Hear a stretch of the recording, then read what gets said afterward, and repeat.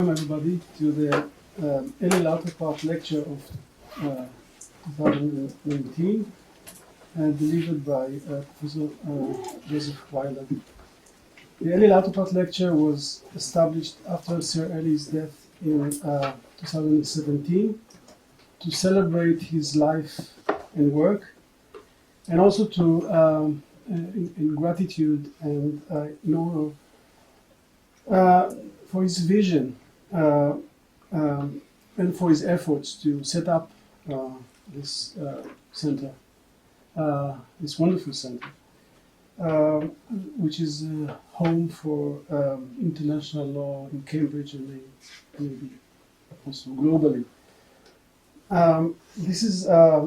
This lecture takes place at the center at the start of the Michaelmas Term in any academic year.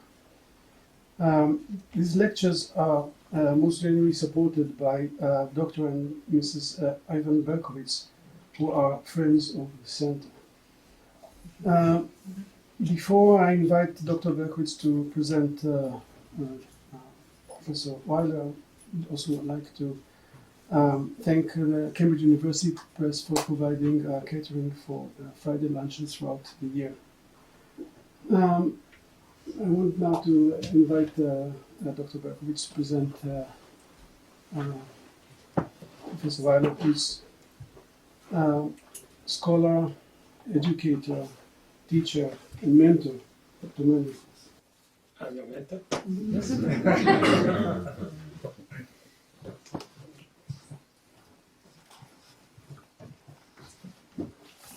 Thank you for such a wonderful crowd come for this inaugural term lecture, and hopefully we'll have this expand. I remember last year the weather allowed for us to open up the doors and we had more people outside, but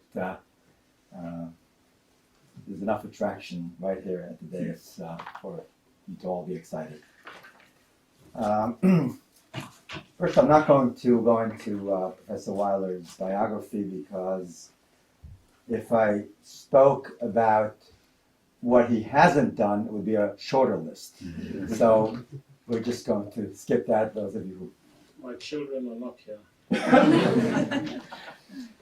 who... Professor Joseph Weiler regularly reminds his students that law matters and that international cooperation is not a utopia, but a functioning reality. Ideas and thinkers are the main determinants of law, but the legal process does not end with the passage of a law.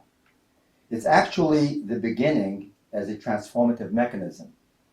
By this I mean that legal and political institutions, economics, and other structural factors develop a response to a legal framework and then tend to reify it. Thus, law is a fundamental force shaping international society is not a matter of debate. Yet, those who study the subject, say beginning with Grotius, know too well that there is no inevitable march of progress in history or law. Everything that has been achieved can be rescinded, forgotten, tossed away. It is for this reason that interpreters of the aspiration for the significance of the rule of law in our time have made use of the intellectual inspiration and practical applications of Sir Eli Lauterpacht, and the wide-ranging, original, and highly influential research in law and other related academic fields of Professor Joseph Weiler. In the field of international law, Joseph Weiler is widely viewed as a restless life force who embarks on works inexorably saturated with immense intellectual weight, often resulting in the overhaul of one's ponderous base of knowledge. There is a word in Italian, sentinella, and it's the idea of being a guardian or custodian. Just as Eli Lauterpacht was guardian of the Grotian heritage and the vital legacy of Hersch Lauterpacht, Joseph Weiler fills the role of sentinella for the profound and timeless teachings of Grotius, Hersch Lauterpacht, and Eli Lauterpacht. Today's lecture on this fabulous topic, certainly some of us who had Clive Parry as our teacher on treaty law. Today's lecture, I'm confident, will reinforce the aura of authority, which I and others have witnessed in innumerable presentations given by Professor Weiler. And I'll give you Professor Joseph Weiler.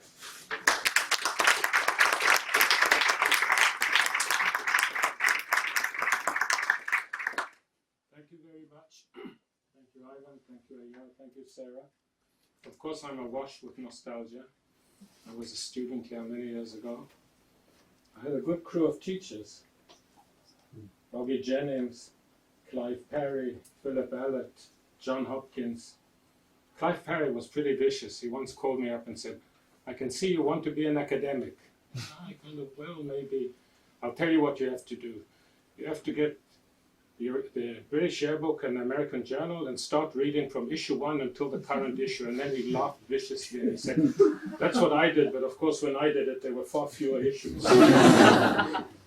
And I did. I went down to London and I bought the whole set and started reading. I'm not sure it was such good advice. My topic is a bit unusual. I don't recall myself ever seeing a distinguished lecture about teaching, rather than about the subject itself. And I need to justify it a bit. So first of all, it's to honor Eli Lauterpacht, who I was not a student of his, but his reputation as a teacher was incredible.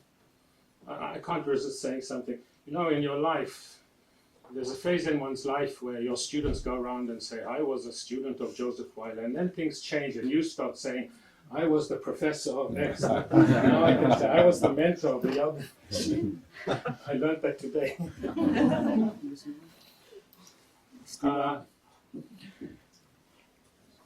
There are two other reasons. First is because somehow I think it's quite common that people think that if they understand a subject very well, they can teach it well, and I don't think that's correct.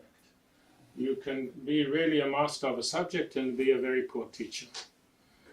And you will see in a minute that what I mean by a good teacher has two sides. And the other thing is, it's a kind of protest against the current state of academia, as it relates inter alia also to teaching. And I want to say something about the current state of academia. So there's an unholy trinity of money, ranking, and prestige, which I think is doing very considerable damage to academia, not least to the humanities and social sciences.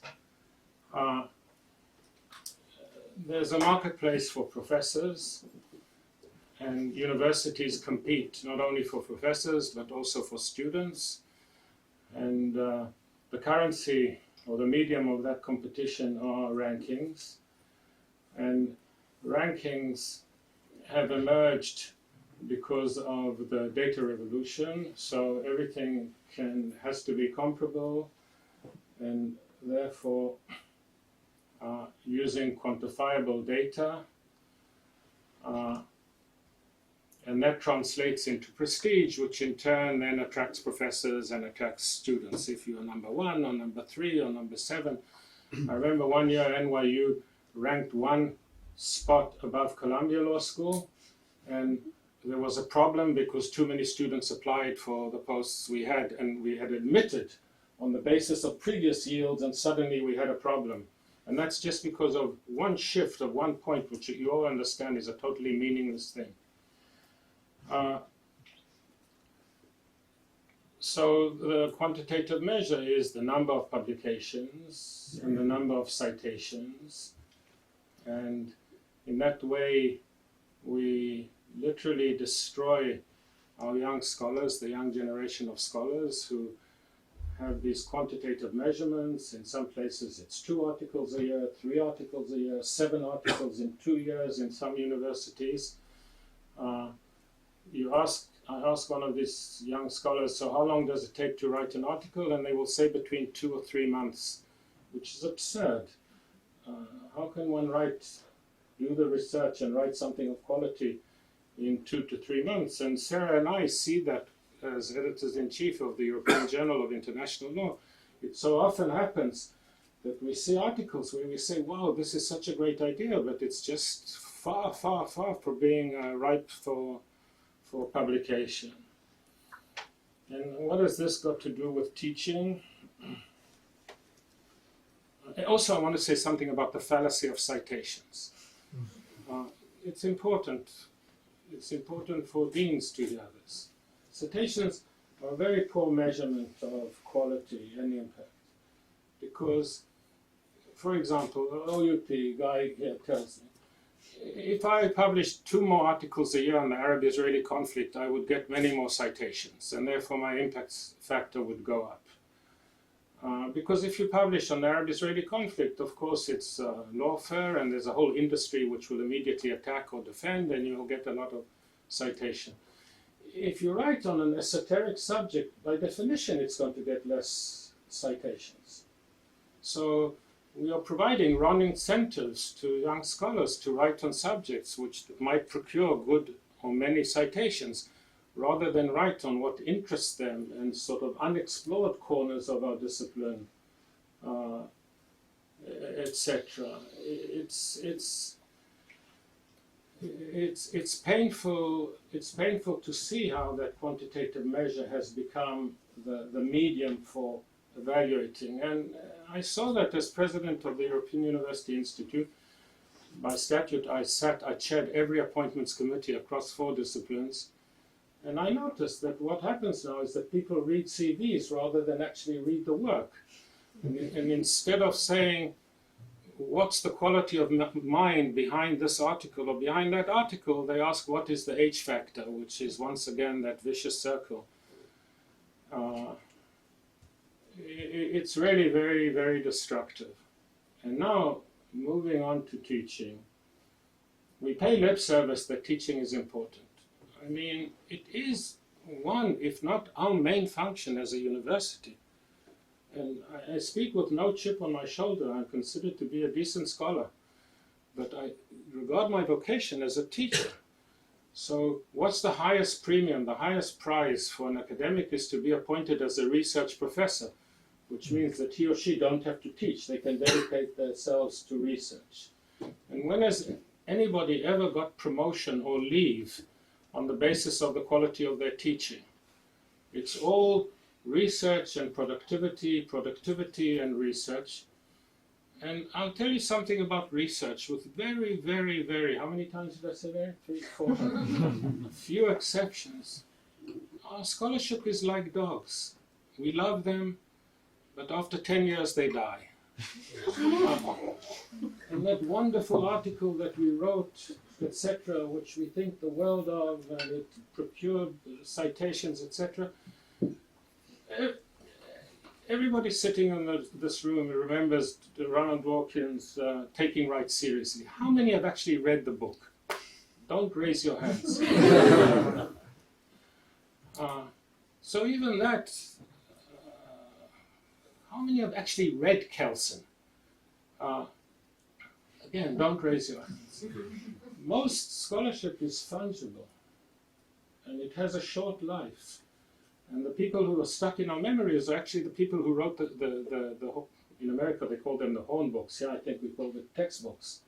And not the people who wrote this paradigm, so-called paradigm shifting scholarship. So even towards ourselves we have to be honest that when you get to my age and you look back, I'm not sure that your scholarship is what will give meaning to your life. And whereas if you were dedicated and good and conscientious and creative teacher, and have thousands of students that you have taught, that is a legacy that is, in my view, tremendously meaningful and totally coheres with the mission of the university. And yet everything in today's academy is militating against the valorization of teaching. Lip service, but it's not translated into the practices of the university in terms of I mean, we don't, academics are poor, we don't trade in money, we trade in honor and status, etc. And it's the value, the importance of teaching is not reflected in that. So to talk about teaching in one way is, to me, my little way of protesting against this direction, which is only the last 10, 15 years that the academy has been taken with these quantitative measures, and the most important thing is to get a research grant, and then we will give you teaching relief because you got a research grant. I wrote a little addenda, this, what would I do if I were a dean? So first of all, I would want my professors to be professional teachers. Isn't it funny? Many of you, I suppose, have children. You wouldn't send your kids to kindergarten if the kindergarten teacher didn't get professional training as a kindergarten teacher. And you wouldn't send them to primary school or to high school if, apart from studying mathematics, they also had 1 or 2 years in a teacher's training college how to be a professional teacher in high school or primary school. But when it comes to university, nobody gets professional training as being a teacher. All that they ask us, what kind of scholar are you? And then, what were your teacher evaluations in those by students, which very often is a popularity test rather than a real serious evaluation of teaching. Now, teaching has, in this respect, has 2 dimensions to it. One is the mechanics, which are very important, the mechanics of teaching. Different subjects calls for different types of teaching. I wrote something down here, but see if I can find it quickly. Yeah. So if I were giving this lecture in the United States, I would use a baseball metaphor. So a good pitcher, he can throw a fastball, a curveball, a slider, a changeup. Being in England, maybe cricket. People are still interested in cricket? More than ever. More than ever. Leg breaker, googly, a slider, a flipper, a spin bowler. A teacher has to have a toolkit of different ways and different techniques of teaching different subjects. You can't be a good teacher if all your teaching is by frontal lecture. You can't be a good teacher if all your teaching is by conversation and interactive teaching. There's a whole range of techniques and mechanics which have to be adapted to what you're teaching and how you're teaching, and I will come back to that in a minute. And the second dimension is not the technique, but the subject matter, to think creatively, what is the best way to teach this kind of subject matter?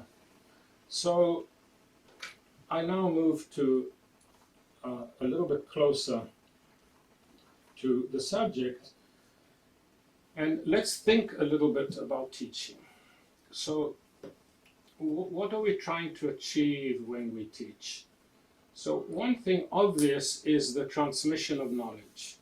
And when we teach law, if we're teaching law of contract, the person coming out of the class has to understand the rudiments of the law of contract.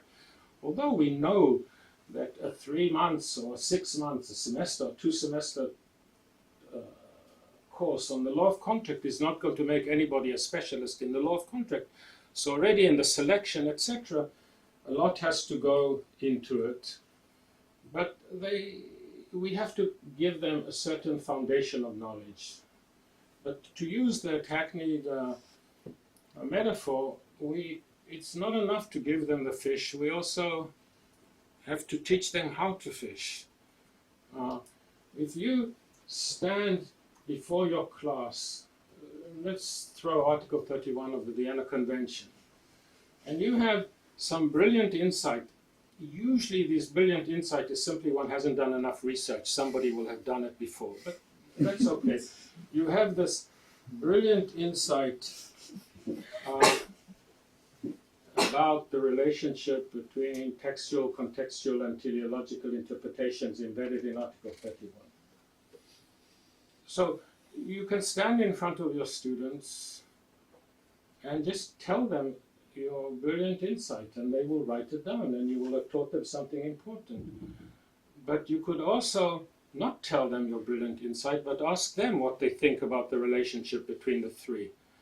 and have them slowly through conversation in the classroom. And there, a lot of research on education proves that you have taught them a lot more if you have brought them to your insight than if you have given them your insight. Now, I'm giving an example that you are all familiar with, but it's just to show that the minute we start thinking about what it is we do when we teach, that we realize we can't just stand there with our lecture notes and say, this is how I understand the subject matter, and it's my understanding of the subject matter that I want to transmit to my student through a frontal lecture.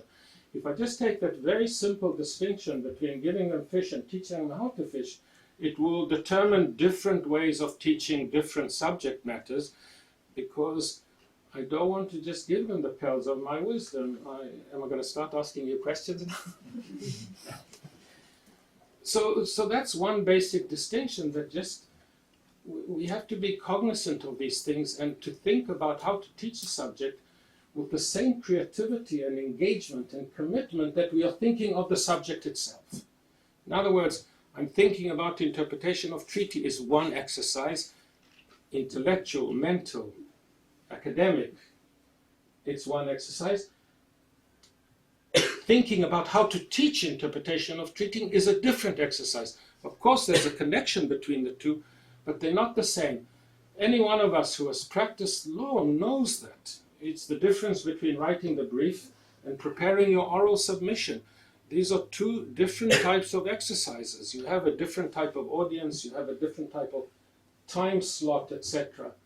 But the basic lesson, or the basic point I'm trying to make is that thinking about teaching requires no less creativity and profundity and seriousness than thinking about the subject matter which we are teaching. I'll give you another distinction which is less common. Cognitive and experiential knowledge. So some things we can understand purely in a cognitive way. If I'm in medical school and I want to give a lecture on the effect of different poisons on the body, there's no other way but giving them a lecture on the different effect of poisons on the body. But if I'm teaching them liver surgery, they're not going to learn liver surgery by me talking to them about liver surgery, even with PowerPoints and slides. They won't even learn about liver surgery by watching me perform surgery on the liver. If they don't take the scalpel in the hand and actually put knife to flesh and do the cut, etc., I will not have taught them liver surgery. Sometimes the experience, Francis Bacon once had a wonderful statement. He said, it's one thing to read even the most beautiful Shakespearean poem about love. It's another thing to fall in love. You just understand love in a different way. And there's some things that only experience can teach. Try and describe to somebody who hasn't had the experience what an orgasm is. You just can't. The only way you can say is you have to have it in order to understand what it is. I've looked in the literature. There is no actually even attempt to do that, because everybody knows there's no way of conveying that part of knowledge. And I would say that teaching treaty interpretation falls somewhere between love and orgasm, of the cognitive and the experiential demands on the necessity that really to understand treaty interpretation. Don't put this on Twitter, please. It probably already is. Pardon? It probably already is. I asked for it. So now let's think a little bit about treaty interpretation. So what is the challenge? First of all, how do we normally do it? So normally in our courses, I looked at 24 casebooks, textbooks, etc., manuals of public international law. And they typically start with a chapter, what is public international law? Is it really law, etc.? Which of course is totally wrong. That should come at the very end, when people actually know something. And then Sometimes there's a chapter relationship between international law and domestic law. Again, it should come at the end. After you know international law, you should study the relationship to domestic law, not before you know what international law is about. And then we have sources, right? And typically they start with Article 38, and there's treaties, custom, general principles, and the stuff that jurisconsults do, which never gets treated. But when we take the first three, treaties are usually, the teacher says, well, we're going to have a special class on treaties, a few classes on treaty, because the law of treaties is very important, and that's going to come later in the course.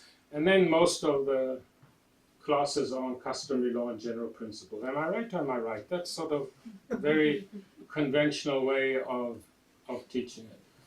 The problem is, not that treaties, but treaty interpretation is a horizontal discipline. You can teach law of the sea at the end, and if somebody misses the class, they won't know the law of the sea. If they miss treaty interpretation, they can't do international law.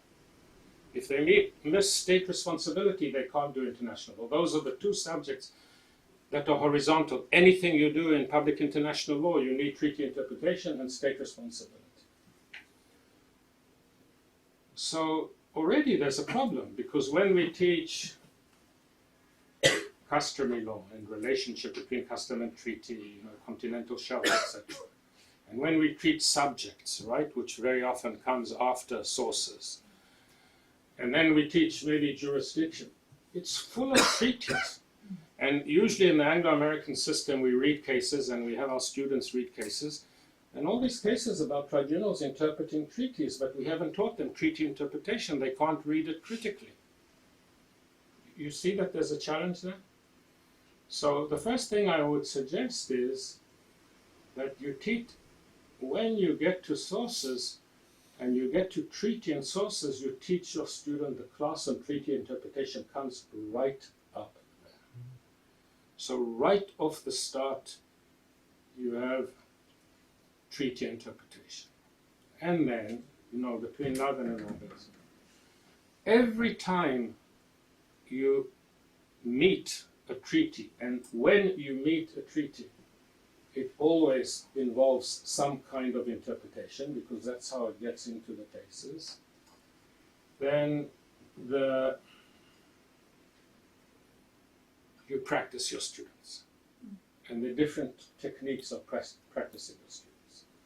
You have them take the provision on the treaty. If it's a court decision, you say, if you were to appeal this interpretation of the treaty, how would you appeal it? What other interpretation could you give, sustained in the rules of interpretation that you taught them right up front? Because in this way, you are not just giving the 2 or 4 hours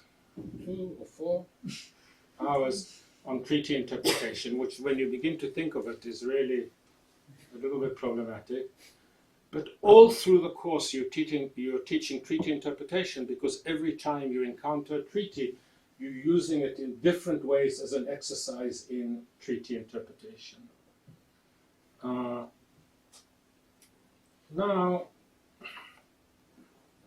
it's also very important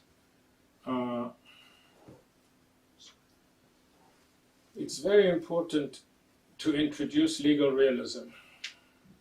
It's very common in the United States, it's less common in the United Kingdom, and it's not common at all in the continental Europe or in Asia to teach legal realism. But Herr Lauterpacht was a huge legal realist. He understood that the way courts address a problem, including a problem of treaty interpretation, is not German scientific jurisprudence or French Conseil d'État, vu, entendu, entendu. 1 and 1 is 2, 2 and 2 is 4, 4 and 4 is 8. So 8 and 8 has to be 16. Voila, we have a decision which is a logical conclusion of legal rules. He understood, and legal realism understands, that the disposition of the judge, context of the judge, and the ideological commitment of the judge, and the sense of justice of the judge. After all, judges like to do justice. They often we read, regrettably my hands are tied. That's the judge who is agonizing that he or she cannot do the justice they want. So our students who, and I speak as a practitioner here as well, they have to understand legal realism. They have to understand that if they're in the business of predicting the outcome of a case or strategizing the arguments that they will put in the case of how to interpret the treaty and how not, that legal realism has huge insight, and you will. I always give my students, I used to give a seminar in Bruges, how to win cases, before appellate courts and the highest jurisdictions. And I said the most important thing is to make the judge want to decide the case in your favor. And you have to build your brief around it. The judge has to come out wanting to decide the way you want him or her to decide. And then you give them the legal ladder, and it doesn't have to be a compelling argument, it just has to be a plausible argument. An argument that doesn't do violence to. And now I introduce a third element that we have to think about when we're teaching treaty interpretation, and instruct our students in that, which is hermeneutic sensibility. Because different courts looking at the same legal formulation, and here I have numerous examples from comparing the jurisprudence of the appellate body of the WTO and the European Court of Justice, who might be looking at exactly the same measure, the same provision, for example, on tax discrimination in trade. And there are radically different outcomes. And the radically different outcomes are not only a result that the WTO is a different organization to the European Union with different objectives and a different telos. It's because of a different hermeneutic sensibility of the two tribunals, of the two courts. The WTO appellate body, until recently, maybe 5 years, it's not such an old body after all that, it's from 1995, so we're talking about 25 years here. It's a textualist. It's a word fetishist. I actually did some research and counted the number of times they use a dictionary. It's in more than 50% of the cases when they have a problem of treaty interpretation, they get out a dictionary. And then, of course, the bar correctly understands the hermeneutic sensibility of the appellate body, and they come to court with dictionary, and it becomes locker room. My dictionary is bigger than your dictionary. I mean, I've got the Webster and you've got the Oxford, shorter. And now I actually think that surreptitiously they do a lot of teleological interpretation. But at least outwardly, it's what the words mean, and that's what we have to stick to. And they are very suspicious of an overtly teleological argument or even a contextual argument. Whereas the European Court of Justice is not a textualist at all. It doesn't care about words. Think about the Level decision, where it went against the words in the treaty. Both in a literal sense, it didn't mention the European Parliament, and in a contextual sense, because in other provision it did mention the European Parliament. So of course continental lawyers will argue a contrario. When they wanted to do it, they put it in. Here they didn't put it in. The court had none of that and said, what is the purpose of it? It's to enshrine the rule of law. You cannot have the rule of law if a body that can make law does not have judicial review. So there will be judicial review of acts of parliament, even though the treaty itself didn't mention parliament as a body which could be subject to the rule. So teaching, now what does it mean, teaching hermeneutic sensibility? It's not just giving the concept the way I've given to you now in the lecture. It's actually practicing your students. And when you're reading decisions of different tribunals, when you're teaching international law, and as I say, the teaching of treaty interpretation is a course-long exercise, you ask them, let's try and analyze the hermeneutic sensibility of this tribunal and compare it to the hermeneutic sensibility of that tribunal. Because the hermeneutic sensibility of the tribunal, when it comes to treaty interpretation, will very often resolve the unresolvable question of what weight do we give to the three elements in Article 31 in the Treaty on Treaties, in the Vienna Convention on the Law of Treaties. More textualist, more contextualist, more teleological. How do we weave the three together will very often depend on the hermeneutic sensibility of the tribunal before whom or before which you are arguing. And if you're unaware of that, it won't help your client for you to say that court is an idiot, they didn't understand anything about treaty interpretation. You didn't understand the concept of hermeneutic sensibility, and you didn't teach your students the concept of hermeneutic sensibility, and not just in a lecture form, but in a practice, putting the knife to the flesh and having them come out and say, how do I understand the hermeneutic sensibility? If you accept my proposition that the most important thing is to make the court want to decide in your favor in order to win the case, what arguments would you make in this case to make this particular court want to come out in your favor, given its hermeneutic, sensibility? Still on. You see, now we're talking about the substance of teaching, not the technique. Is it a lecture? Is it interactive, etc.? But how do we think seriously, creatively about the subject matter that we are teaching? So another thing which I think is critical, it's critical in all teaching, but it is especially critical when we get to treaty interpretation, is to articulate and then to practice the observational standpoint from which the treaty interpretation is being exercised. Is it somebody negotiating a treaty? When you're negotiating a treaty, what would be the considerations, bearing in mind the rules of treaty interpretation, to make it, for example, judge-proof? How would you draft it, bearing in mind, if this is the objective, if this is the outcome you want the treaty to achieve, how would you draft it in such a way, bearing in mind the rules of treaty interpretation, in order to get the best account? It's a different observational standpoint, and we come at treaty interpretation differently if you're a litigator before a court. It's a very different exercise, and those of us who have practiced both as litigators and as draftsmen know that we approach the same issue of treaty interpretation differently when we're drafting a treaty and when we're litigating a treaty, even a treaty which we have drafted, which sometimes can be very embarrassing. And then there's yet another observational standpoint, that of the judge.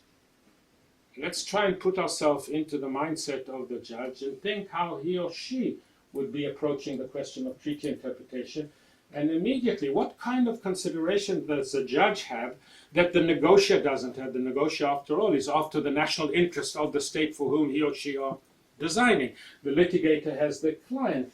The judge has a different mindset, and of course the judge, because of that different mindset, will think about the issue of treaty interpretation a little bit differently than the litigators appearing in front of him.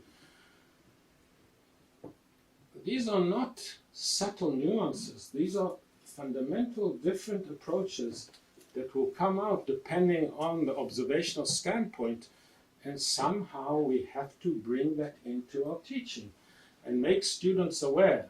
We already saw that hermeneutic sensibility of a tribunal is a very important factor in how you're going to approach treaty interpretation.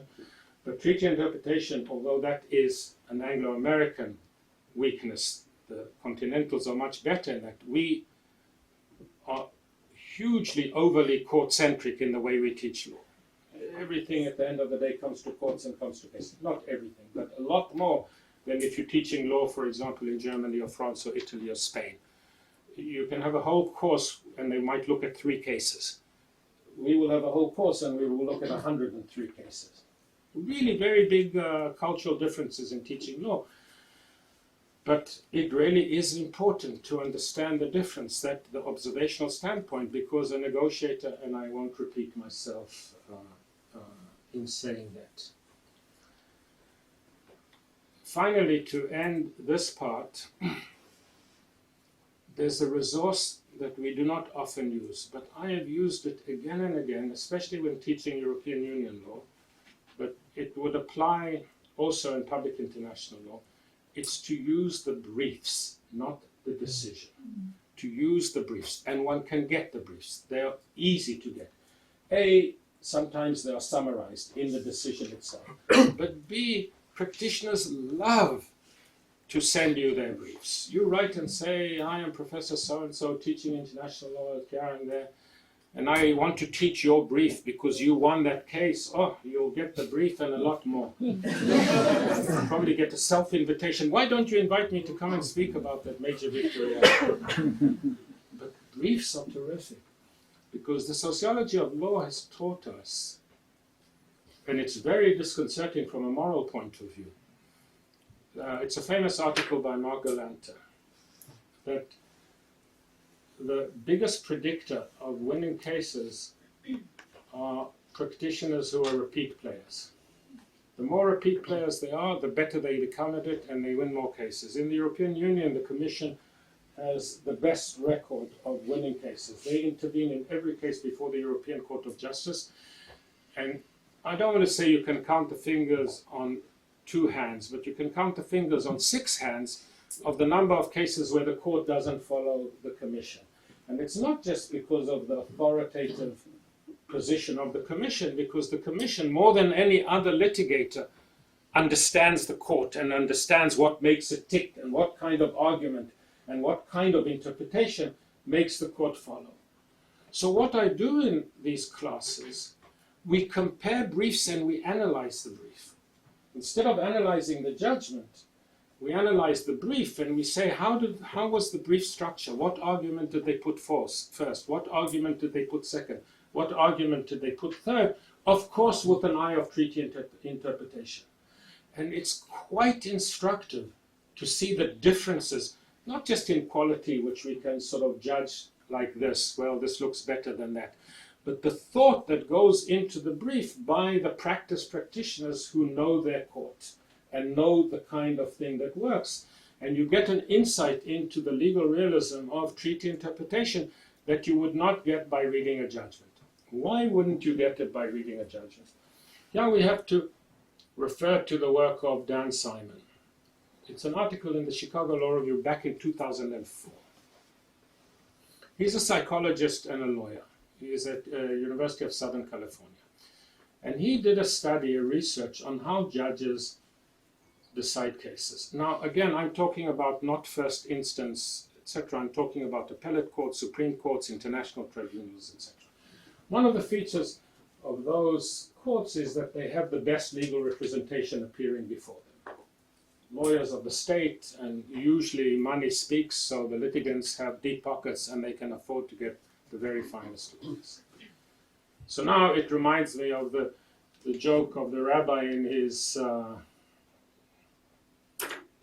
parlor, and 2 disputants come before the rabbi, and the first one says, blah, blah, blah, blah, blah, blah, blah, blah, and the rabbi says, you're right, you're right. So the other one says, what do you mean he's right? Blah, blah, blah, blah, blah, blah, blah, blah. And the rabbi says, you're right, you're right. So his wife shouts from the kitchen, you silly old fool, how can both of them be right? And he thinks a minute and he says, you're right, you're right. But isn't that your experience when you do an international arbitration? The first brief you read, you finish reading it and you say, obviously they have to win the case. And then you read the counter brief and you say, obviously, and then you think about the rabbi and his partner. The psychology is that they torment themselves. It's really difficult to decide. In the book of Exodus, when Jethro, the father-in-law of Moses, comes and gives him a lesson on how to be a judge, the first word he says, you have to be strong and powerful. And usually the interpreters say, so that you do not take bribes, so that you do not... No, you have to be strong and powerful in order to decide between his right and his right, etc. It's really tough. But then Dan Simon shows that once they made up their mind, they write the judgment as if only a fool could decide the other way. Because it helps them psychologically to say, I took the right decision. So now they write the judgment in a way which is self-assuring to themselves that this is the right decision. And the lawyers of the losing side, it's terrible for them because their clients think, look what fools. The court says that only a fool could have said that. But of course it's not. And that's why I say read the briefs, because the judgments are often very deceptive as to the thought process that went into and the considerations that went into deciding between the different modes of interpretation. So, one last thing, which we tend to forget. Again, it's a déformation professionnelle of, especially the Anglo-American way of teaching through the cases, that we always look at hard cases, right? When it could be decided in this way, it could be decided in that way, when there's a 5-4, dissenting opinions, etc. That's the pathology of the law. The physiognomy of the law is that most contracts never get to court, because the lawyer says it's written, yeah, you have to pay 30 coins of silver. Pay them, Judas, and we're done with it. And it's true also for treaties. If you look at the practice of legal advisors, and you speak to them, they will tell you, in most cases, we look at the treaty, we see what the treaty said, and that's the law. There's no question of Article 31 and interpreting. It's to be remembered, because sometimes we give the impression through teaching through the cases that every treaty and every provision is open to a million interpretations. So this distinction between the physiognomy and the pathology of the law should be remembered, because our déformation professionnelle is to focus on the pathology. It's like doctors in a hospital. If a Martian came down to Columbia Teaching Hospital in New York, he would report back, everybody is sick on Earth and they don't know what they're doing. If you went to the little clinic in Westchester County, you would say people are sick, they come, they get a prescription and they're healthy again. Two different, we should keep that in mind. So now I want to get to that place where the substance of treaty interpretation merges with how to teach treaty interpretation, and it's for your consideration. So we all have Article 31 in mind, and let's just bracket out for today, because it could be a whole full lecture about good faith. A little anecdote from my practice. It's very difficult to say to a lawyer representing the government, this is a bad faith argument, isn't it? I mean, what? I'm cheating? I'm Mr. Trump? No. So I remember in one arbitration what we did, we said there's good faith and there's better faith. Just to kind of, but let's put good faith out, and let's just take the core of Article 31. Now, there's something absurd about it, and now I have to stand. And this I learned from Justice Aaron Barak. How did I learn it from Justice Aaron Barak? Because one day he sent me 5 volumes in Hebrew of interpretation. It's a good doorstop. It's a marvelous book. Books. His insight was the following. He said, when we interpret a will, we are doing something very different than when we are interpreting a contract. With the will, we really ask ourselves what the testator tried to do, and we let the testator govern from the grave. He said, if we go to the opposite end, and we're interpreting the Constitution, we don't interpret the Constitution the same way we interpret a will. We don't allow, unless your name is Scalia, the founding fathers to determine from 200 years ago how the Constitution should be interpreted. It's meant to be translated to current circumstances, something that we don't and rightly don't do with the will. And then he has these 5 volumes which show how we interpret differently, although in all cases we're using the same tried, tired, a wordplay, right? Tried and tired. The same tried, tired, textual, contextual, teleological interpretation. It's in domestic law and it's in international law. And he shows how a will is one thing, a bilateral contract is another way of interpretation. A multilateral contract is yet another, especially a standard form contract. You know, when you click, I agree, move on. Recently with all these, who of you has not say, I accepted these cookies? What, you're really going to bother with, I accept. So we interpret that differently than a bilateral contract. And then we interpret differently administrative acts, and we interpret differently legislation, and we interpret differently the Constitution. All of them using the same tried, tired, old trilateral, the holy trinity of textual, contextual, and teleological.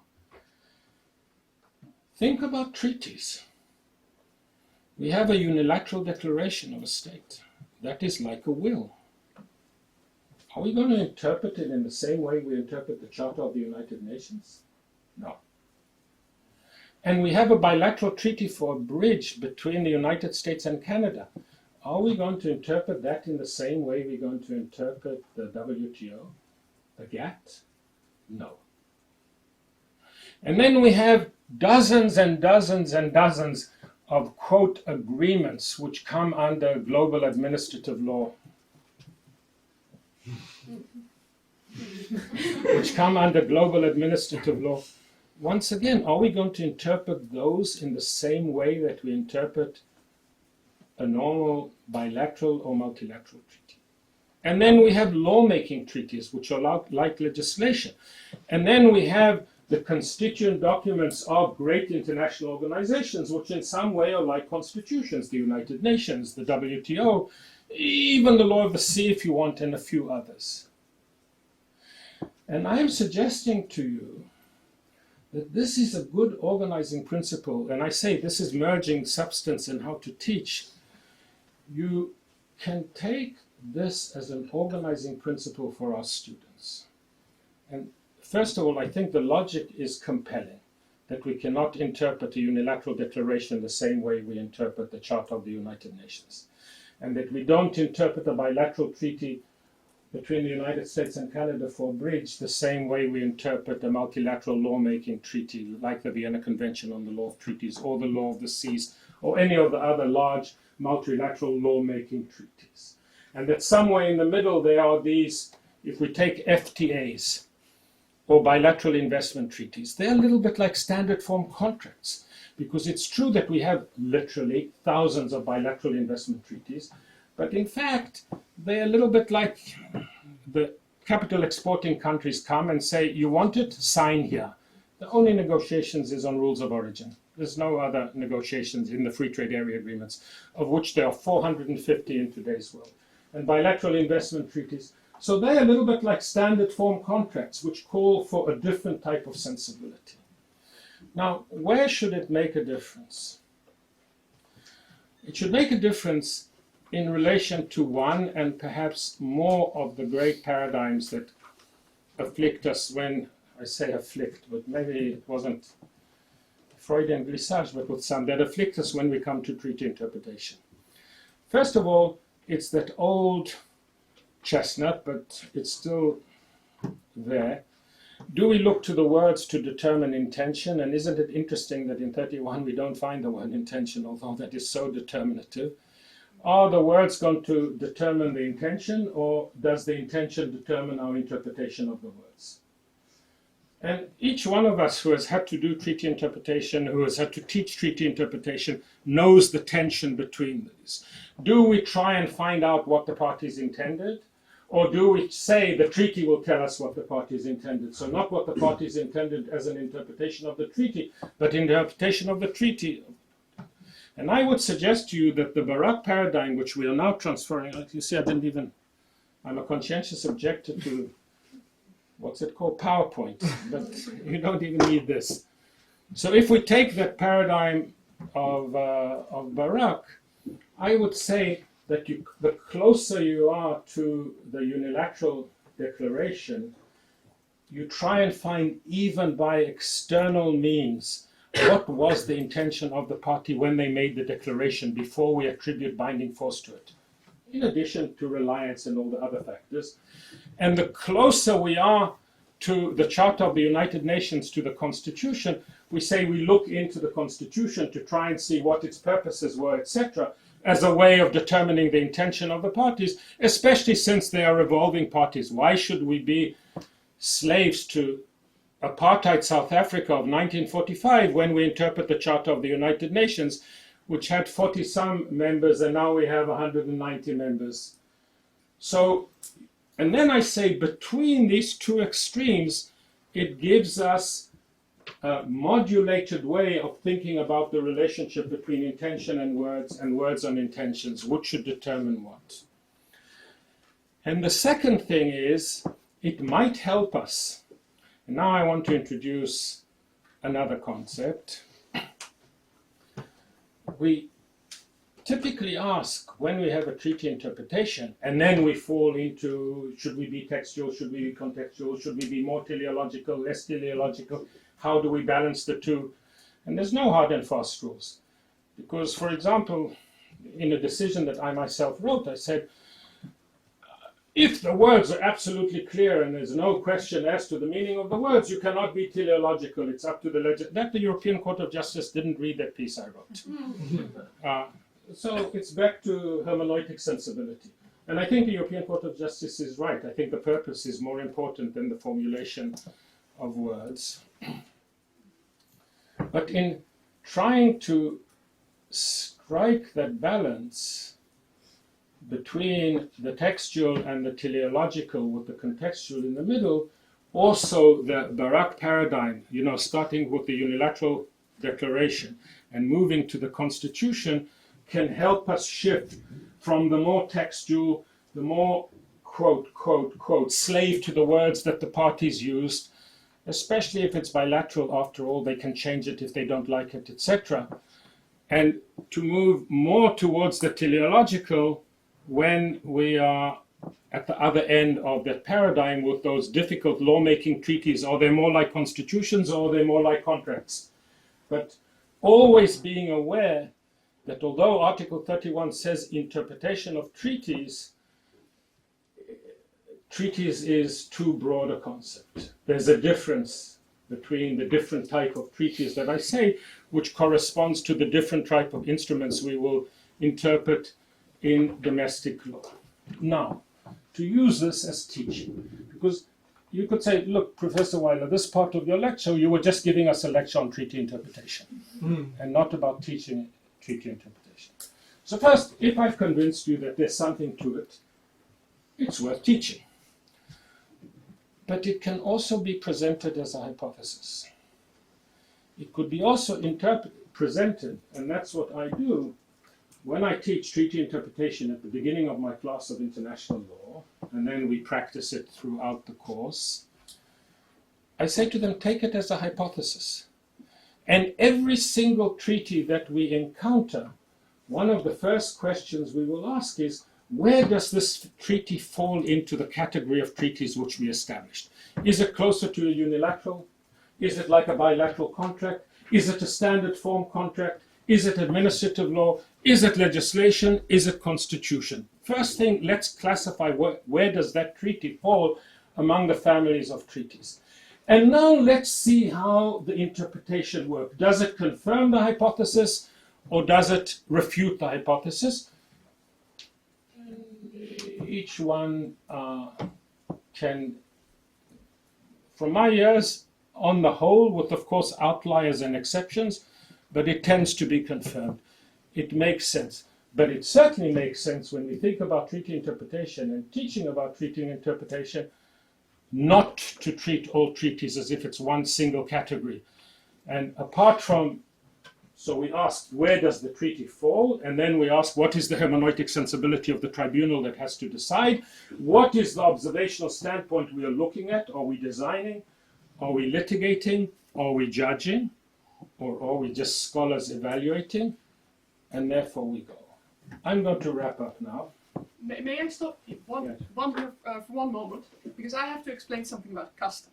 And that is that if at 2 o'clock everybody suddenly runs out, it's simply because of the practice that a lot of students have lectures at 2. So it has nothing to do with the contents of your lecture, and it's all to do with our custom here that they have at 2 o'clock lectures.